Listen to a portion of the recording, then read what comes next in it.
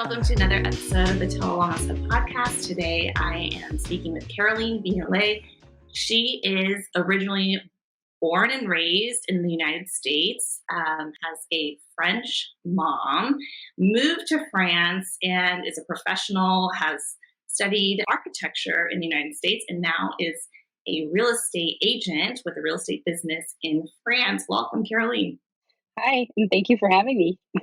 I'm really excited to talk to you a little bit about just the approach and perspective of an American living in Europe, specifically France, and how that plays a role in terms of your overall wellness, parenting, lifestyle habits, food, cultural norms. Why don't you tell us a little bit about yourself and how you ended up in France? So, I'll start with that. When I was in architecture school, it was a lot of work. We never slept. It was very intense. So before jumping into the real world that I knew would just be even more intense than it already was, I wanted to take a break. And so I took a year off and I went to France and I started teaching English in a few of the public schools. And I was able to get my contract renewed for a second year, which normally they only do for a year. And so I had so much fun and I loved doing it that I ended up meeting up my husband, and I convinced me to stay. I really enjoyed the lifestyle of France with every sort of aspect that it's kind of forcing you to slow down. So one of the good examples is on Sundays, everything is closed, every store. You can't even go grocery shopping. You can't go shopping for clothes. Nothing is open. You're forced to go to the local market, buy fruits and vegetables from a farmer, and cook if you want to. You are forced to go out in the nature, go for a walk, go play. Nothing is open. So it's really bringing back all of life into how it should be, like the mode of slowing down and actually living and not just always fuming. I just would always remember that anytime I go on vacation, my brother-in-law and my brother would sit there while we're eating dinner on their computer, typing and working and just not really living. You're always with your phone in your hand. You're always just time consumed with everything. You never take a break to actually breathe. So that's something that's pretty interesting because it's very family oriented and very relaxed. Even when I used to work for a business school, you had a 2-hour break from 12 to 2. So you were forced to take that lunch break and you're forced to actually take a hot minute to relax. It's not you're real quick for 5 minutes and get back into it. So the whole life pace is very relaxed. Another thing that's different, I would say, is for the schools. Kids are legally supposed to go to school starting at 3. And in the US, it's definitely not 3. I think it's 5 or 6. Mm-hmm. So the kids, when you go to school, it sounds, very young. But when I put the boys I have 2 boys, when they started going to school, they were learning how to make their own Play-Doh, and they would learn how to decide as a team. So the whole class would vote on what color Play-Doh they were making that day. Yeah. And so they would make their own Play-Doh in the morning. That was their tradition. And they would learn, little life skills that you wouldn't necessarily learn while you're sitting at home.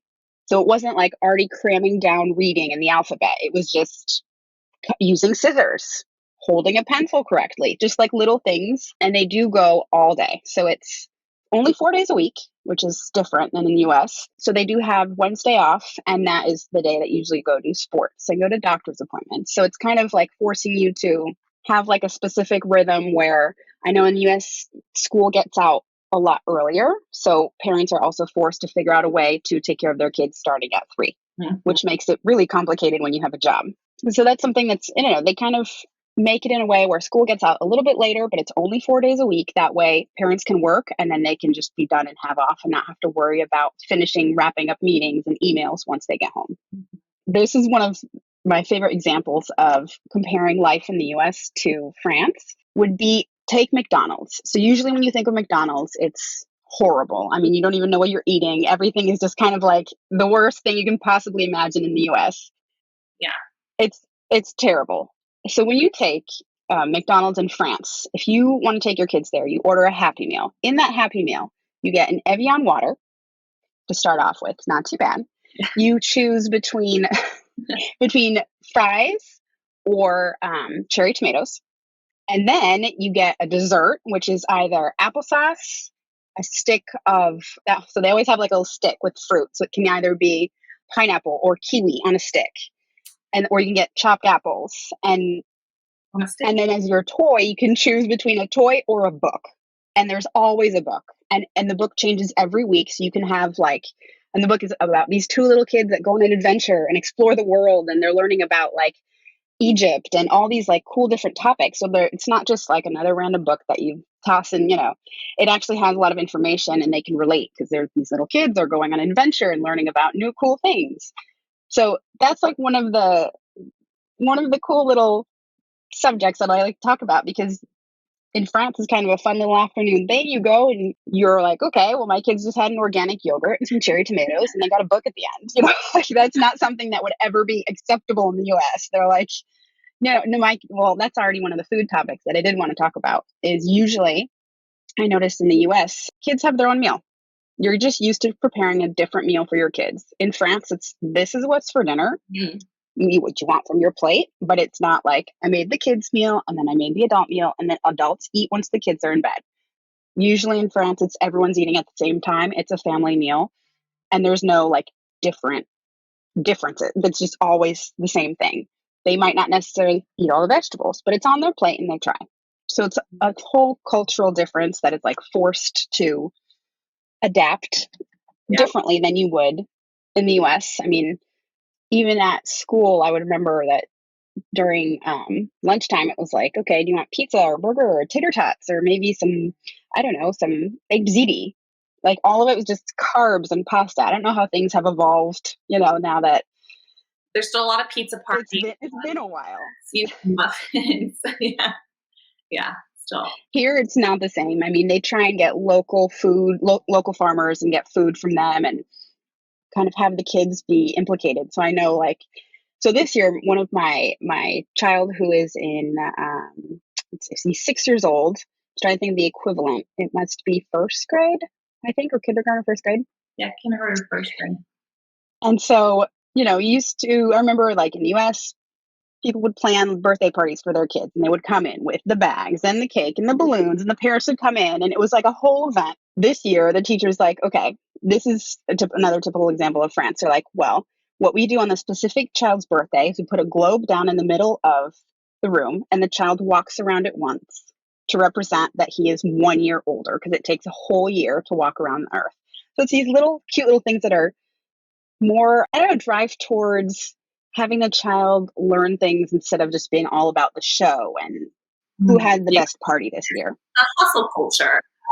Oh, exactly. She takes all the kids that were born that month, and then the last Friday of the month, she has the kids make the actual cake.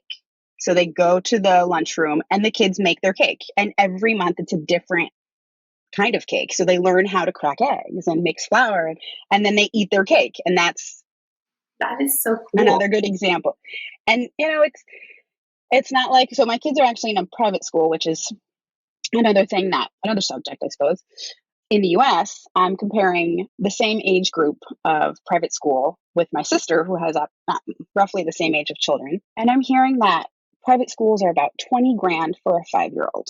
It literally makes my head explode. Here, you can go anywhere from 300 to, like, if you go really like a super chic private school, about 1,500 for the year. For the year? It's just for the year. So it's a lot. And everyone's like, oh, you're in private school. And I was like, mine was like $700. It's not something that's going to like really cost you a lot, but it's, it makes, they try and make it a little easier for everything to happen. It's not just because you have a ton of money and there's not a lot of pressure. It's just with the whole school system, there's not a lot of pressure. They don't try to like cram down your throat. Like you need to learn all these instruments and be able to play like 3 instruments and 4 sports and be in 12 clubs, go to college, finish college, and then you're just like everybody else. And in the long run, you still have the same job as someone who might not necessarily have gone to college. Mm-hmm. So there's a lot less pressure. They're more about making sure your child learns the basics, not necessarily reading when they're 4. They learn to read when they're like 6, 7, and it's slowly, it's gradually, it's not jammed down your throat already reading it.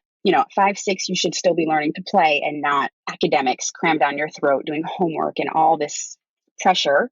I keep seeing all these kids in the US in kindergarten doing graduation, wearing the little cap and gown. Yeah. And I'm just like, this is already like training them to think only about success and not necessarily learning about something that you'll be passionate about. Like in France, there's a lot of different trade schools, and it's all about you want to be an electrician, go right ahead. You can be a successful electrician and have a huge company and make a few million a year. It's not necessarily, oh, you went to college and now you have a bachelor's degree, now you have a master's degree, and oh, look, you owe about 1 million in loans, and you're still like drowning in debt, and you're not, your life is not necessarily as relaxed. So here it's still trying to get you relaxed. Like if you want to go to grad school, it's probably to be a doctor or something that really has the necessity of going that high in education. Mm-hmm. So here they're trying to make sure kids are happy with what they're doing without all the pressures. I mean, all the stress that they already have.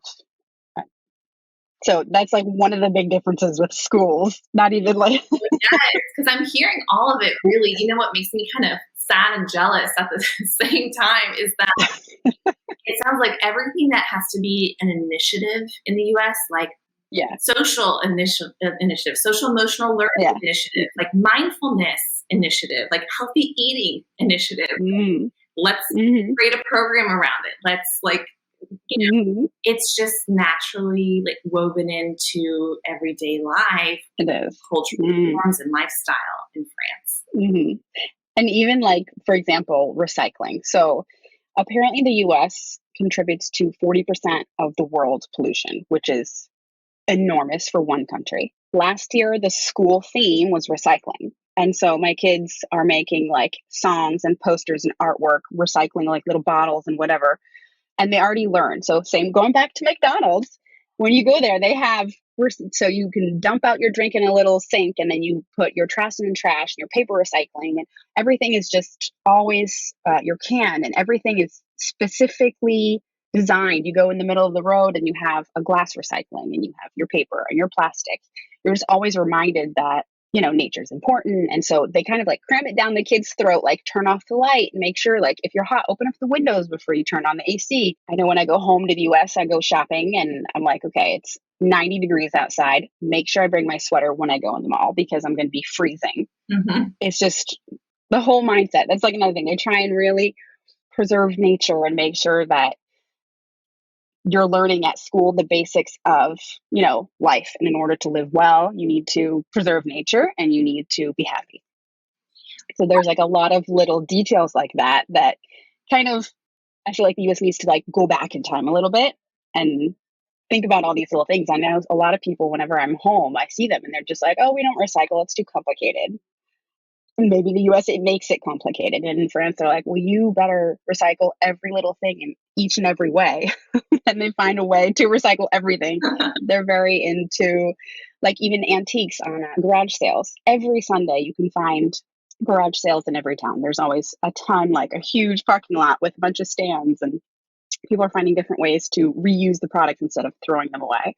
People are very into vintage and rebuying and going vintage and recycling their clothes instead of the fast pace. You didn't get the last outfit from last week. Oh, you're wearing 2 weeks ago. You're already behind schedule, and everything is so intense in life that you always feel like you're behind. You're not doing as well as everyone else, and there's always the image and internet and trying to make things seem so perfect, and it's just not the reality. In France, they're kind of a little less worried about perfection and appearances and more of stopping and enjoying life how it should be, more of a relaxed pace.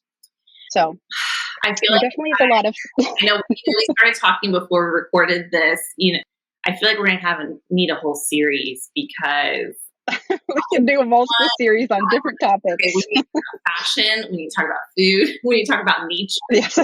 We need to talk about parenting.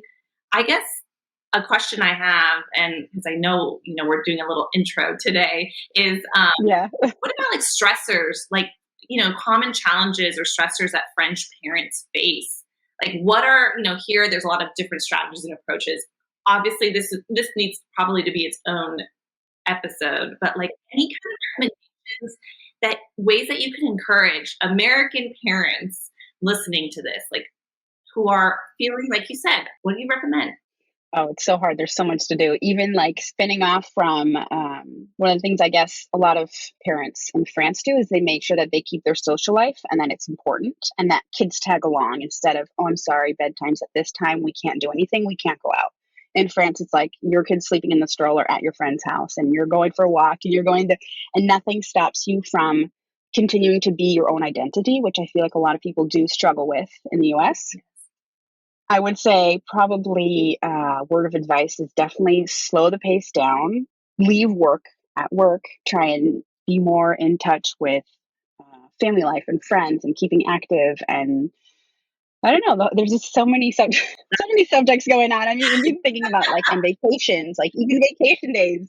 I know that in the US there's how many vacation days? Like 10, 15. Yeah, It's those people don't take minimal. because of fear of losing their jobs and different things. There's all kinds of research on Mhm. it. Those people don't even take the small amount of vacation days. Take their time. Yeah. I think when I was working, I had like 3 months off and it was without doing overtime. And then I'd get like 4 months off. It was just insane. So you're like always pushed and you have to. It's legally, you have to take that break. And so, yeah. And so everyone knows that the month of August, everyone in France is on vacation. Any company, everyone is forced, whether you want to or not. Like nothing is open. No one's doing any work. Everyone is just out and enjoying themselves. So it's kind of like forced. There's a lot of school vacations. I mean, the month of May, boys went to school like twice a week for the whole month because there were so many like little vacations going on with the school. It's always like forced vacation left and right.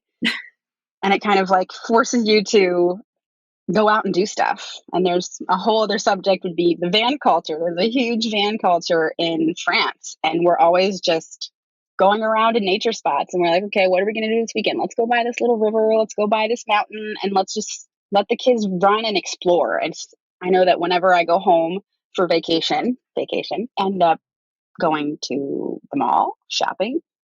There's like 2 museums you go to. Once they're done, you've done the same kids museum, and there's Disney, or there's just not a lot of activities that are surrounded by nature. I mean, I guess when you go to certain states, I'm speaking specifically for Florida, it's kind of complicated. You're always at the beach, and after a while, you kind of get bored of the beach. Whereas here, we'll take our van and we'll go 2 hours north, south, wherever, and it's completely different. It's like you've traveled to a different state, and you really just can take, the weekend and your mind off of it and just relax and really like let the load off and the pressure off. And so many people are going around and just enjoying nature, which I feel like is kind of lacking in the US for most states. There's definitely states where you can enjoy nature, like Oregon, Colorado. There's a lot of places now, Utah, where you can go in the mountains and explore. And there's so many people moving to those states now in order to just like go out and hike and take a breath and relax, which I feel like in the US we kind of forget to do that. And there's just a lot of pressure to be performant. Yes. And kids feel that. Kids read into feelings and how the stress of parents. I mean, they've showed so much data on like how when kids are stressed, it's because the parents are stressed and it's rubbing off. Even babies, they cry more when you're stressed and you have all these anxiety around being a new mom and whatever. And so it's really really trying to just get everyone to kind of slow down the pace, I suppose. Whereas the US, it's just always trying to be a performant little monkey, and it makes things pretty complicated for everyone, for the whole family, and for work life, and it just gets tiring after a while. Yes. Complicated. I'm sure you can. I'm sure you can confirm that usually, like, okay, what are we gonna do this weekend? Oh, let's go out to dinner. All right, we'll go to the mall, and just after a while, it's just always trying to like buy whatever. And I know at least here with my friends, we're like, okay, whose house are we going to? And we'll do like big barbecues and dinners, and the kids are there, and everyone's having fun, and the older kids are taking care of the younger kids, and everyone's just able to relax and have a good time. I don't know if it's necessarily the same in the US or not, but I have noticed that there's not as much of that culture going on. I don't know if you can confirm with you, but I know a lot of my friends, they get the babysitter, and I was just talking about this with a friend recently too, because there's a lot of concern hear, right, about like Yeah. ability. Like, what if I have a friend over and their kid falls? Like, there's a lot of Mhm. factors that play a role. Yes. Like, so many factors, I think. So honestly, Mhm. I'm just so grateful for your reminder and encouragement to slow down, enjoy Mhm. the time together, take your Take your vacation days. vacation days, be okay with like relaxing and slowing down. And Yeah. yes, and for I'm really grateful that you're part of our wellness journey, because I think a lot of people consider like, should I move abroad? Like, is there, and so you're opening up the door and giving us a glimpse of what that looks like. And Mhm. absolutely think we need to create a series. So I think after, I'm fine with that. I'm fine with that. That would be fun. yes, Yeah. absolutely. And I think just to kind of like end things with this question for anyone who is on a wellness journey, they're setting goals, they're working on goals, what words of encouragement do you I would say maybe take, depending on what their specific goals would be, like if they're, is it more of like physical health or mental health? have? Mhm. If it's like a mental health journey, then I would definitely say, try and think of all of stress factors and put them into a jar and think about like what's the most important, what is the most Mm, stressful thing. Do you absolutely need that stress in your life, or can you find a different way to do whatever you're doing without that stress factor that could technically, waste most of your time? If you think about it, you have your kids for like 18 summers before they go out and they do their thing. If you're not taking those summers and enjoying their time with them, and you're on your phone during dinners, you're wasting all those little moments that go by so quickly. I would say think about, what's more important. Is it more important to answer the email, or is it more important to spend time with your kids? And try and like think about, even with your mental health, with, do I need to go see a friend because I just need to go relax? Then go take the friend. Don't feel guilty, but go out and, have friends over for dinner. That way the kids can play and you can have adult time. And that way everyone gets their bucket filled without feeling guilty of thinking about yourself, I suppose. yes, because I love that piece that I forgot to mention, that you mentioned that about your own identity, continuing on with your own identity, and Yes. sort of like Mhm. not feeling as much of the mom guilt, because that's a big prevalent thing, Yeah. right? Mhm. When it comes to taking time to be with friends or pursue an activity Mhm. you enjoy. That is a very good reminder. Caroline, thank you so much for being a part of our wellness You're welcome. into French French living as an American. So thank you so much. Yes. Thank you for having me. We'll definitely have to go and Yeah, do this again. There's so we'll many definitely subjects do to this talk about. again.